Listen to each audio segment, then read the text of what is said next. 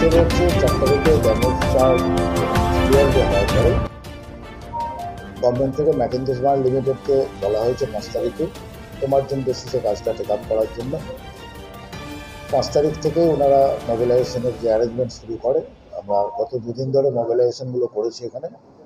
আজকে 9 তারিখ, আজকে আমরা কাজটা যে পদ্ধতিতে হবে সেই পদ্ধতিটা যেহেতু একটা নতুন ধরনের পদ্ধতি, আমাদের যে রুরকি আইআইটির প্রফেসর যিনি সাজেস্ট করেছেন যেভাবে করার জন্য, সেটাকে আমরা জাস্ট আজকে টেস্ট করে দেখলাম যে কতটা, যেহেতু উনিরা বলেছেন যেটা প্র্যাকটিক্যালি কতটা ফিজিবল, কীভাবে আমরা ওয়ার্কটা করবো, সেটা আজ থেকে শুরু হলে আমরা জাস্ট স্যাম্পল কতগুলো টেস্ট করে দেখলাম যে আমরা লিফটিং প্রসিডিউরে কোনো প্রবলেম হচ্ছে কি হচ্ছে না, সেটা আমরা যা অবজার্ভ করলাম যে কোনো প্রবলেম হচ্ছে না। আমরা এইভাবে কাজটাকে টেক আপ করছি।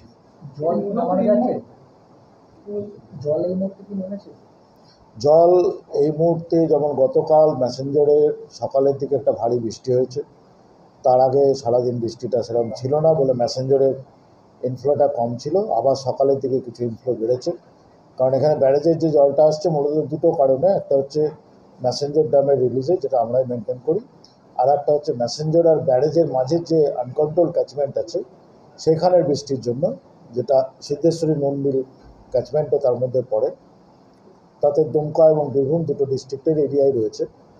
সেই জলটা যেমন যেমন বৃষ্টি হয়, যেহেতু এটা আপনারা জানেনই, আমরা আগেও বলেছি যে বিগত প্রায় 2 মাস ধরে কন্টিনিউয়াস বৃষ্টি হয়ে যাচ্ছে এবং এটা একটা দীর্ঘদিন ধরে এখানে হাই ডিসচার্জ পাস করে যাচ্ছে। আজও এখন আমাদের প্রায় 9000 কিউসেকের মতো ডিসচার্জ পাস করছে এখন।